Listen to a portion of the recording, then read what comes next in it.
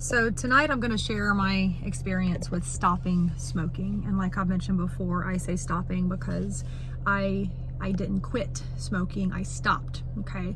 Like for example, you have a traffic stop, you don't have a traffic quit. That's because when you're driving and you have to suddenly stop several tons of heavy metal behind you, it is inconvenient and uncomfortable, and maybe you stop in time to avoid dying and hitting the tree that's fallen in the middle of the road, but it's not a little delicate quit. No, it's a stop. It is there is weight behind me, tons of metal, and it is uncomfortable, and you slam on that brake and you stop. Okay, that is what stopping smoking was like for me. Okay, so there's things before in my life that I've quit.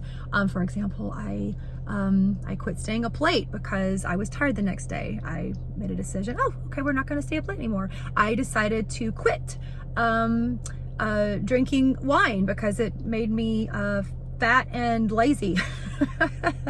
And I stopped eating sugar for the most part for the same reasons. I don't even like sugar, really, but I stopped using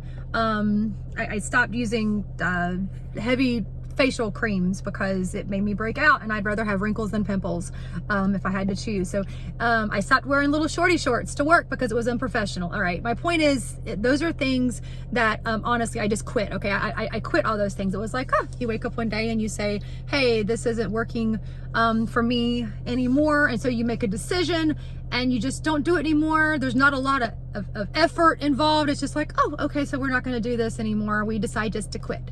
To me, quit, it sounds so passive. Okay, so stopping smoking was more like slamming your brakes in traffic, and it's a big old traffic stop. Okay, because I did not see this coming, and I've told everyone that. It's like, hey, so how is the quitting smoking going? And I'm like, I didn't quit smoking, I stopped. All right, it's been painful. So if anyone's wondering what it's like to stop smoking, because you're thinking about trying to stop yourself, maybe, or whatever the case may be, it is insanity. It is walking through Walmart and trying to avoid eye contact with people because for no reason at all you feel like crying, and all of a sudden you cry, and it is rage, like crazy driving down the road rage, and wondering like, why am I doing this? And if you're trying to stop smoking, what I'm going to tell you is, tell yourself to wait a week, like you have blinders on. Don't think about it, don't think about anything, just go, just do it, or don't do it. Give yourself a week before you start trying to think about anything, because it's going to take at least that long for you to be able to really process what's going on, especially if you've been a smoker for a while. So in some ways, maybe the way that I smoked was a little bit non-traditional and maybe made it not as difficult as it would be for some people. I never smoked in the morning. I never smoked before like 2 o'clock in the afternoon. And I never smoked after a meal. That made me feel sick. So it was always like a leisurely thing, sometime between the hours of like say 2 and 8, right? Then I would light up. But see, during that time I would have, I'd probably sit and have like 3 cigarettes. A pack would last me about a week. Okay. So I wasn't a super heavy smoker, but I was in it for the long haul. Okay. Like I've been doing it, like I said, for 19 years. I didn't start till I was already an adult, mind you. Which maybe that works in my benefit as to why I'm, still in good health. I mean, like my lungs were already developed before I started. If you do the math, obviously, like 19 years ago, I was already an adult when I picked this little habit up. But I decided that it was time to stop, and the reason was because how this whole thing got started was beginning of the school year. Michael had some of his really good friends in his class, and he told me it was hard for him not to talk to those friends in class. And I said, okay, well, it's okay. We can do things that are hard. And I said, I forget how it all went down, but basically I told him he could pick something hard for me to do, since he was having to do something hard. He liked that idea. I said, okay, so what is it you want me to do that's hard?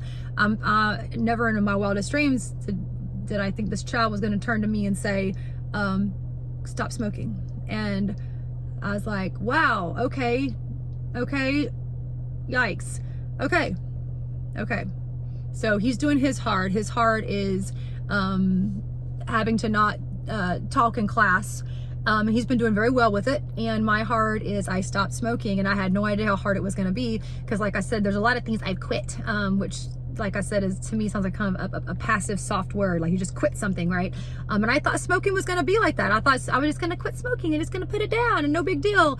And then no, it's not like that. At least not for me. Okay. Maybe for other people, maybe it is. For me, stopping smoking was very, very difficult. And so far so good. We've gotten through it. The worst part is definitely, I'd say, the first 3 to 5 days are absolutely just don't look left or right. Don't think, just go, just live your life. Get lots of sleep and eat well. And it rearranges how you like think about things. Like it's going to sound crazy, but it's just really hard. It's like, I forget the name of that movie with John Cusack. I think it's a room 1409 or something. He's in this hotel room that's like haunted, and it makes people like, it gets inside their head and makes them like go jump off the balcony or like, you see things that aren't real, and it makes you, it's very disconcerting. And that's what it's like, because it's like on some level, how you're feeling isn't reality. I mean, people say, oh, mind over matter. Okay, whatever. I understand action can be mind over matter, but it doesn't mean that you're not going to think it or feel it. And it's intense. Like, it's like that movie where this isn't real and I'm not going to let it affect me, but I am really not in a good place right now. Like I said, we got through it, but it was definitely something. But that was my hard. And so Michael's dealing with him. He's having to make sure he doesn't talk in school, and mommy's making sure that she doesn't start lighting up again. And you do feel better. I mean, it happens pretty fast in terms of like your taste buds and everything. But yeah, you go through a whole grieving process. Like, I re-grieved my father passing, which is like, it's like your brain is sad and grieving, and it wants to like latch onto something, because the truth is it just wants nicotine. But it has to find a way to manifest that. So I cried and cried over my dad passing. I grieved and grieved again over my former husband passing, which, if you know me, you know that was the weirdest situation, because I never realized it was possible to be so relieved and also grieve at the same time.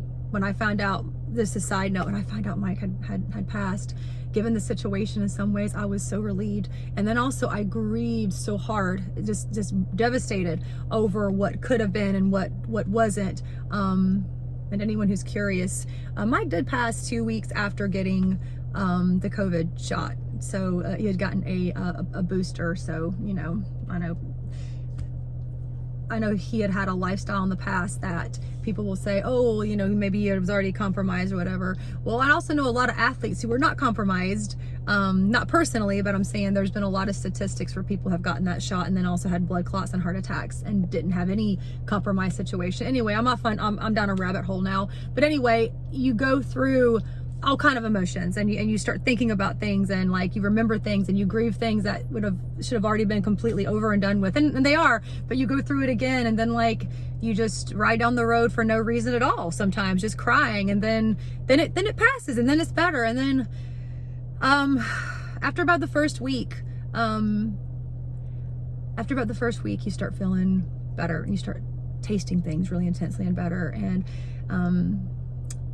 I was already in really good physical condition, so that hasn't really changed, except for the fact that I just know that I'm healthier because I'm not lighting up, I'm not breathing in all those toxins. Got very dizzy, very, very dizzy for a really long time. Every morning I woke up, it's like, what episode of Withdrawal are we doing today? Are we gonna be sad, angry? Are we gonna be dizzy? Like, what's going on? But the dizziness was crazy, but that eventually passes too. I see after about a week, if you can make it past the first week, then you're gonna be good. And like I also have told everybody, there's vaping, there's patches, there's lozenges, all kind of different ways. Just get off of it. If you're not ready to stop, then just keep going. If you are ready to stop, don't take one bad habit and trade it for another one, because I mean, eventually if you're gonna stop, you're gonna have to like go through this anyway. And like for me, for example, I've never done any like illicit hardcore drugs. Like I've never done any illegal drugs. The only drugs I've done would be cigarettes and red wine. the only like substances, and neither one of those are like illegal substances. But I'm telling you, nicotine's it's pretty, you know, it's pretty powerful to get off of. It may not be an illegal substance, but it's pretty intense. This is all the intensity that I need. And my point is, anything you have to go through that causes withdrawal like that, I would rather just go through it and be done with it and not have anything else to take its place. Like, I don't want to be addicted to lozenges either. And I had no idea that I was addicted to cigarettes like this until I decided, hey, I'm going to quit. And no, it wasn't a quit. It was a hard stop. But we did stop, and we're going to keep going with this, because this is something between, most importantly, it's something between me and Michael, that this is my heart, and he's doing his heart, and we're doing well at it together. So that's my stopping smoking story, with a whole bunch of rabbit holes along the way just for fun. He's playing on the playground. We're about to go home. So anyway, it's going well, if anyone's wondering. So yeah, thank you for letting me share. Bye.